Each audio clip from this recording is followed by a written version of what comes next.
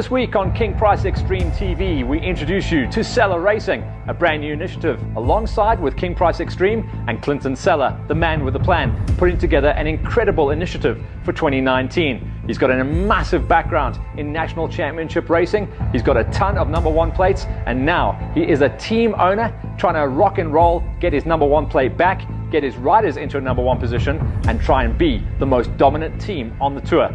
We catch up with him to talk about the journey so far. Yeah, absolutely. I mean, it's a huge amount of work. The word huge doesn't even describe it. It's an absolute monster, but a very rewarding monster. I've got to say, you know, every time I let go of the clutch to start a race, it's an achievement over and above just being a rider and having that ability. It's putting this whole program together. You know, getting partners like King Price along, and you know, Performance Technique, Lickby Molly, Dragon, all of those guys that have come on and helped me in this project. And it's really in its infancy. You know what I mean? It's its second race. First year, I decided to do this in October last year. You know, not I decided, I had to. And I mean, it feels like every race it gets bigger and bigger and bigger. And you know, the idea is to bring some young riders through that are going to take over. And you know, I want this to be the number one team and the most successful team. As well as chasing his own championships, he was also in a position to bring on the future of the sport. So Dino was very fortunate to be in the position where he got, you know, a great ride with a good team. And I think it's important. The goal of this team is to bring youth into motorsport, South Africa and overseas. Blaze was always a rider I wanted. You know, unfortunately, it's a monstrously expensive game, this. So I couldn't have two 600 riders. But, you know, I'm lucky enough that with Dino going overseas, we were able to get Blaze in. Clint called me up and he said Dino's away for Zwartkops in Cape Town, and I said, he said, do I want to come and ride for him? And I said, without a doubt, I'll be here. I mean, we were here last year, and for sure I wanted to be back with the team. We worked well together.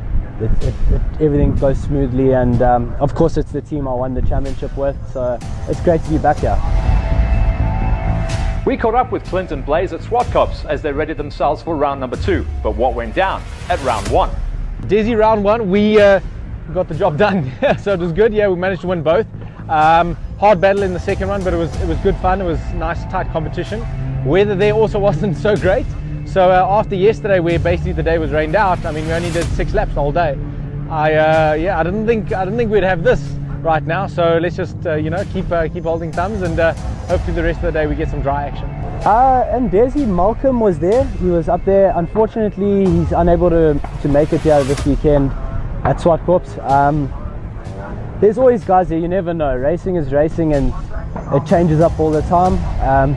All we got to do is make sure that we're on top of our game all the time, and make sure we are where we are meant to be. One of the most dramatic moves went down at Desi's Raceway for round number 1. We got Clint's take on the final corner.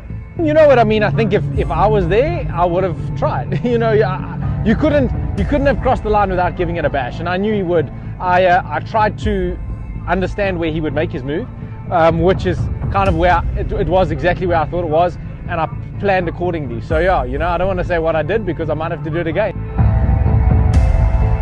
For national championship races, the challenges come thick and fast on and off the track. But for these two pros, they look like they've got their heads screwed on nice and tight.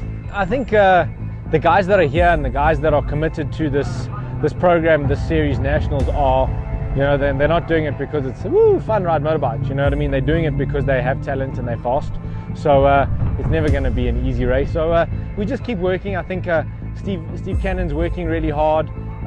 We're putting in the work on the motorbike, which is important, and the Yamaha is an unbelievable package. We've known that for years, and for me it was super important to stay with that Yamaha, with the R1. And I think on the 600cc side, the R6 is so much better than anything out there.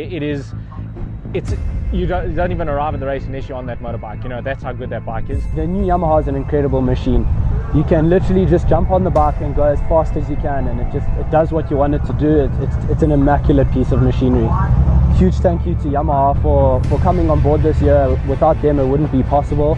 So a huge shout out to them, and yeah, you know, I look forward to the rest of the year, whether it being here or in my own team. I just look forward to racing and being on board that Yamaha.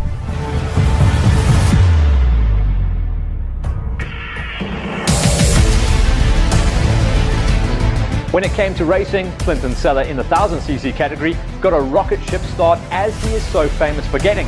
But this time around, he was unable to run and hide. He quickly got closed down in the opening couple of laps by Lance Isaacs, who passed him, and then it was up to Clint to try and stay on point. The problem was, the tyres had no testing, very little time running up to the event, and it was clear that Seller was riding out of his skin just to try and stay on the bike. He was lucky enough to walk away with a number 2 finish that keeps him in the championship hunt.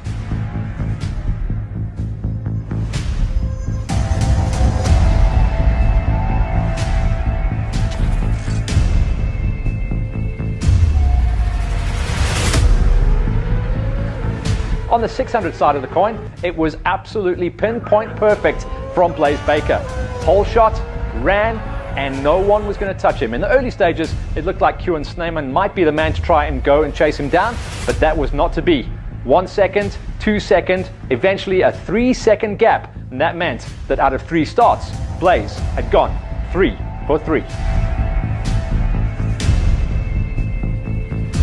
So Blaze, after race 1, you had a good strong race, but I mean, most importantly, you must feel extremely privileged to be my teammate. Hey? Yeah, look, that's like number 1, obviously. Hey? of course, you know, Clint, Clint Seller phoned me up, and the name says it all. He sold it to me straight away. He offered me the ride, and I said, I have to come and take this opportunity. So I'm really happy to be back here and back with King Price.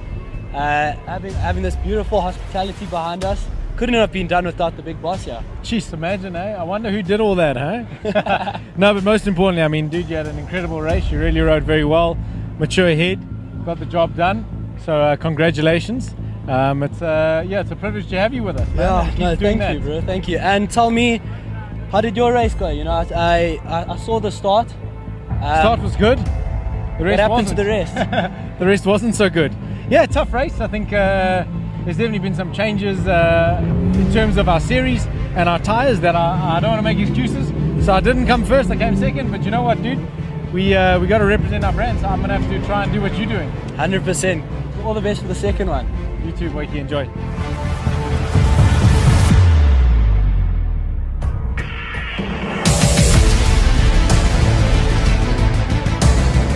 The second Supersport event of the day was absolutely perfection, according to Blaze Baker.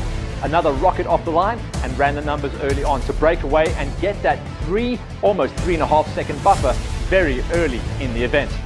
He eventually went on to take the flag, giving him 4 out of 4 wins on the 2019 tour so far. And he got a nice high five for some good buddies over the other side of the pond. You know, we made a couple changes on the suspension for the second race, and I knew I would be, if I had a better start, it would also, my mindset for the race would have changed completely, which I did. Got an excellent start, and from the beginning just pulled my head down and opened the gap. I saw 1 second the first lap, 2 seconds the next, 3 the next, and then I just maintained it for the rest of the race. Brought the bike home, and nice 4 out of 4 so far from the season. But for sure, when we go to Cape Town, it's going to be a challenge.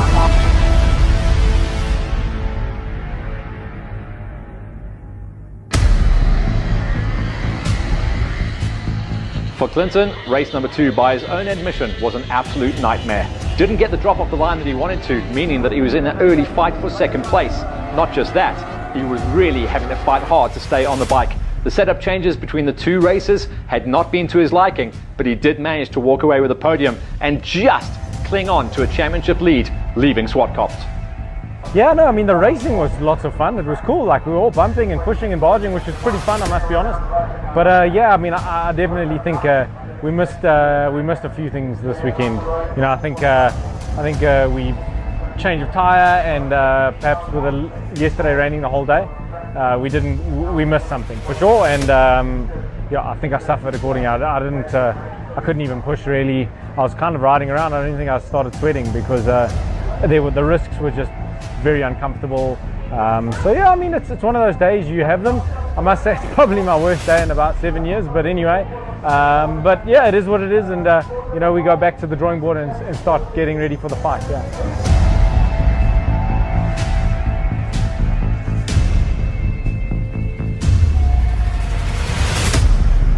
So leaving Zwartkops, the team for Seller Racing, in conjunction with King Price Xtreme, walked away with 2 championship leads. One is extending, one has tightened up. The next round rolls down to Cape Town, which is always going to ask a lot of the riders. The locals down there know exactly how to get the fastest laps around Killarney. But luckily for us, so do Clint and Blaze. Tune in next time as we report back to see what went down at round 3 of the series.